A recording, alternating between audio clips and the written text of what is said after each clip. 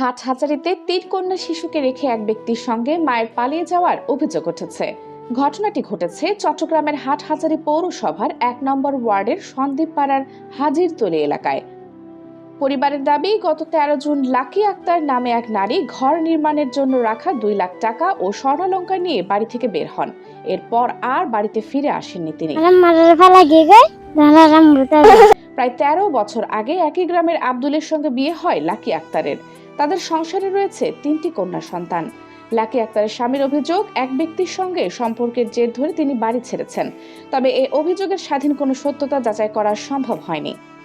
আর গুঁড়ো গুঁড়ো ৩ বাজি আর বাইর বউ ইতারার ফেলাই রেগে এগুই বাজি গুনুর ফেলাই উন লয়ারে বহুত কষ্ট দুঃখ হরিয়ারে উনুর লাকির বা ফালির এখন আর বাই ২ লক্ষ টিয়া লাকি ঘর বান্ধি বলাই টিয়া পয়সা উনশ লয়ারে গে এগুই অনারা যদি দেহন বা কুসফন অনারা আনার লগে সজিতে গরন।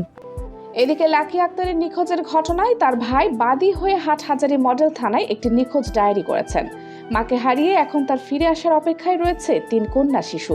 পরিবারের পক্ষ থেকে জানানো হয়েছে, কেউ নিখোঁজ লাকি আক্তারের সন্ধান দিতে পারলে তাকে ১০,০০০ টাকা পুরস্কার দেওয়া হবে। লাকি আক্তারের সন্ধান পেলে পরিবারের সঙ্গে যোগাযোগ করার জন্য অনুরোধ জানানো হয়েছে।